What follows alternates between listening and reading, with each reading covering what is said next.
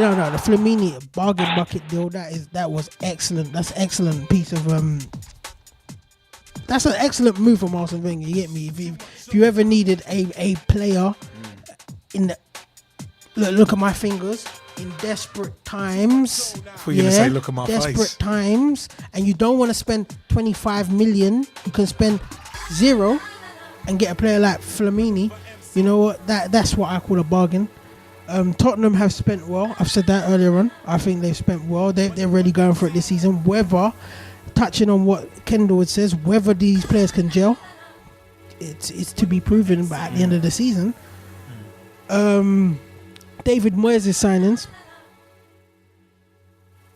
Oh, excellent. No, Moisey, who you got? Moisey, who you got? Moisey, who you got? Moisey, who you got? I love this today. This is fun.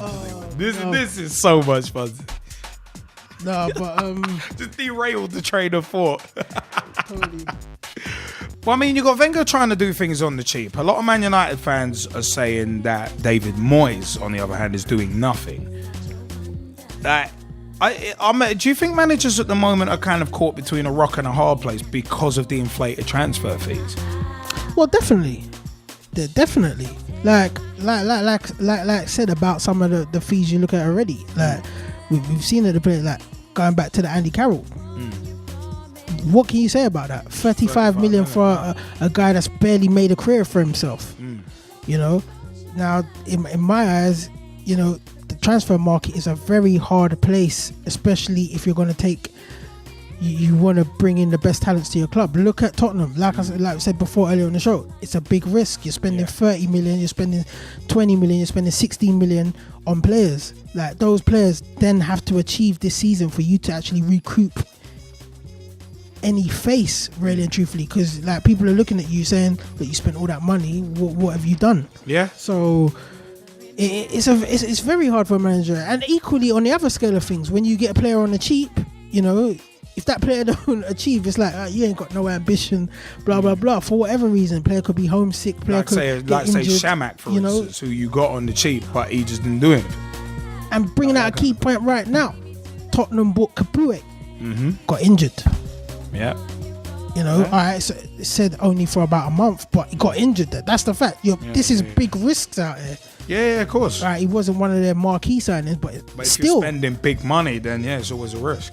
United trying to make a big sign on the last day, and then it ends up. I just want to say something about this, and I'm gonna speak out on my own mind. I know I say things, and some people just don't even relate to it, but it's David Moyes. Now, at the end of the day, if you are a big player out there and you look at Man United right now, as you said earlier about Zaha, say that point, and then I'll carry on with my point.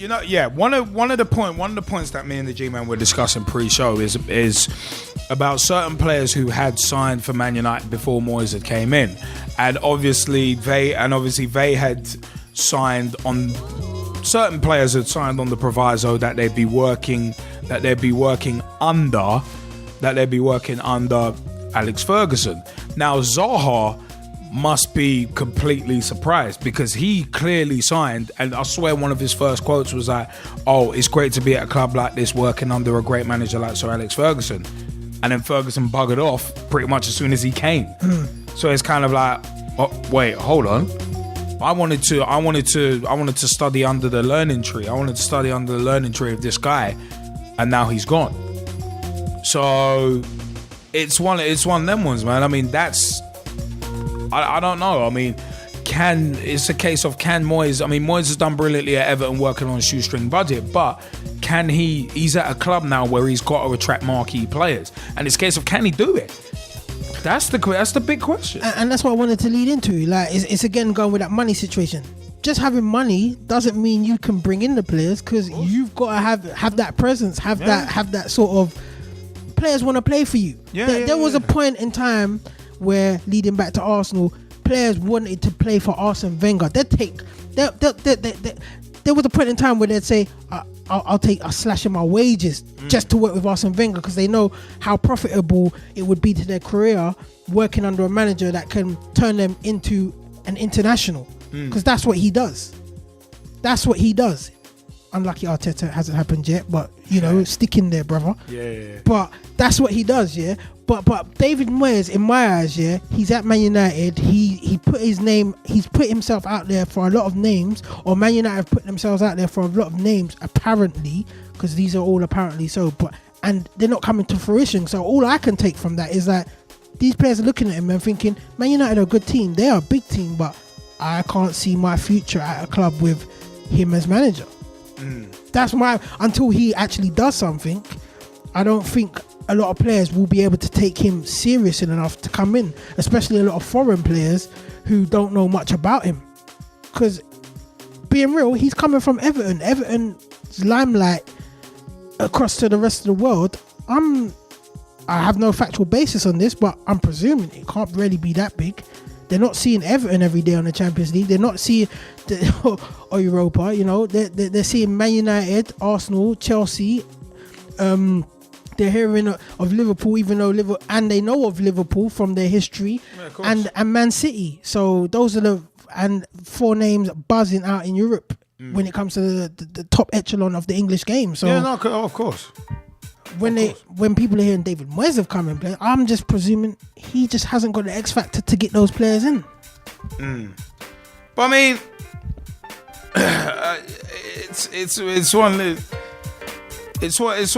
of them ones where, like, there's, I mean, yeah, you've got to be able to put your money where your mouth is, so to speak. But you've also got to be able to draw in, as you said, you've got to be able to draw in big players. I mean, West Brom have drawn in. I've actually signed Stefan Sessegnon, so that's a done deal. And Mesut Ozil, that deal is apparently now done. So, like, there are a lot of teams making big moves. There's a lot of teams making big moves in the windows, but at the end of the day, there's a lot of. There's going to be a lot of complaining from Man United fans, and there already has, about Moyes not being able to bring in star talent. Andrew Fowler has also been quite vocal on Facebook as well. We've asked him, David Moyes described the Man United performance against Liverpool as good. Would you agree with the summation? And Andrew's basically said, no, it was awful. United can do better than that. He's also said, I was watching Everton. It was that bad. The boys need to remember what Fergie taught them in. I'm a bit worried about this season. And you know what? Him saying that, you might think that's a bit over the top, but there are Man United fans that totally do not agree with the Moyes effect, because Ja Imperia Burke, Marvin's brother, is having a conversation on his wall at the moment, and as I said, Moyes has got 44 minutes left to do something constructive with my beloved United squad, or I'm on compassionate leave until January. Marvin's basically just told his brother stop being a spoiled brat, but he's saying he's a donut. He's pretty much destroyed the whole foundation of the club. I'm not happy with him right now. He ain't pushing hard enough to strengthen the midfield.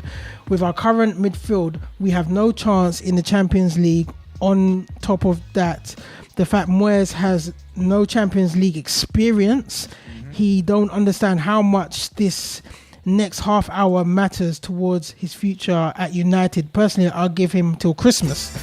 He's also gone on to say, he has no pulling power.